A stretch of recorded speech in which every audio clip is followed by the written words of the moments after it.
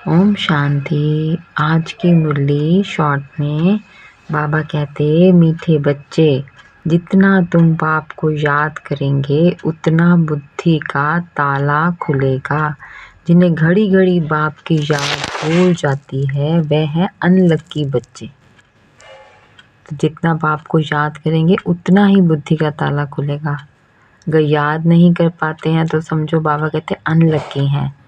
फिर बाबा कहते खाता जमा करने का आधार क्या है? सबकी सबसे बड़ी कमाई किसमें है? खाता जमा करने का आधार है जितना तुम दूसरों को बाप का परिचय देंगे उतना आमदनी को वृद्धि पाती जाएगी। मुरली से तुम्हारी बहुत बड़ी कमाई होती है। तो बाबा कहते सब खाता जमा करने का आधार सबको बाप का सच परिचय देना, और सबसे बड़ी कमाई किस में है? मुरली से। ये मुरली ही सांवरे से गोरा बनाती है। मुरली में खुदाई जादू है। मुरली से ही तुम माला माल बनते हो। तो बाबा कहते सबसे बड़ी कमाई मुरली में है, और जमा खाता करने का आधार है जितना तुम सबको बाप का परिचय देंगे उतना ही जमा का खाता बढ़ता जाएगा। तो कितना बाबा बता रहे हैं जमा का खाता और कमाई कैसे हो। ये बाबा ने आज इतनी सिंपल युक्ति बताई है। सबको बाप का परिचय दो, और मुरली को जितना मनन चिंतन करके सबको सुनाएंगे। मुरली में खुदाई जादू है, इसमें ही बड़ी कमाई है।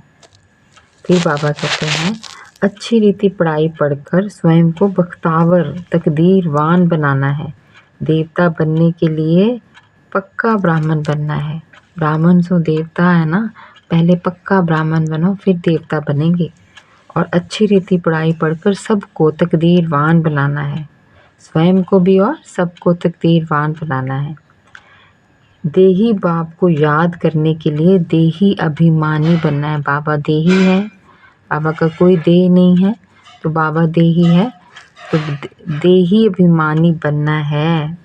देही बाप को याद करने के लिए देही अभिमानी बनना है। देह को भूलने का अभ्यास करना है, अपने को आत्मनिश्चय करना है। ये बाबा कह रहे हैं आज, ठीक है। एक तो बाबा पढ़ाई पर अटेंशन दिला रहे हैं। पढ़ाई पढ़कर स्वयं को तकदीरवान बनाना है।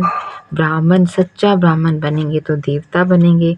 देही बाप को याद करने के लिए स्वयं को देही अभिमानी बनाना है। देह को भूलने का अभ्यास करना है। फिर वरदान में बाबा क्या कहते हैं? 2 शब्द बाबा बताते हैं, साक्षी और सारथी। सदा अपने को सारथी और साक्षी समझ देह भान से न्यारे रहने वाले योग युक्त भव। योग युक्त रहने की सरल सीधी क्या है? बाबा देखो योग युक्त रहने की बहुत सरल विधि बता रहे हैं। अपने आप को आत्मा समझो, अपने आप को सारथी समझो, इस रथ का सारथी, और साक्षी समझ कर चलना है। इस दुनिया को साक्षी होकर सारे ड्रामा को देखना है। इस रथ को चलाने वाली मैं आत्मा सारथी हूँ। ये स्मृति स्वतः इस रथ अथवा देह से व किसी भी प्रकार के देह भान से न्यारा बना देती है। मैं सारथी हूँ, इससे बाबा कहते हैं आप स्वयं ही देहभान से न्यारे हो जाएंगे। सारथी मतलब इस रथ को चलाने वाली मैं आत्मा। देहभान नहीं तो सहज योग युक्त बन जाते हैं, और हर कर्म भी युक्ति युक्त होता है। स्वयं को सारथी समझने से सर्व कर्म इंद्रियाँ अपने कंट्रोल में रहती हैं। ये किसी भी कर्म इंद्रियों के वश नहीं हो सकते। फिर बाबा स्लोगन बताते हैं, विजयी आत्मा बनना है तो क्या करना है? अटेंशन और अभ्यास, इसको निजी संस्कार बना लो।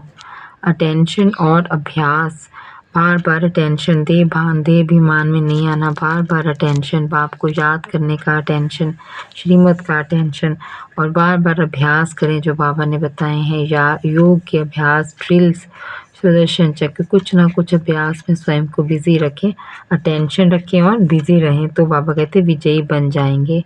ये 2 संस्कार डालने हैं, अटेंशन और अभ्यास। ओम शांति।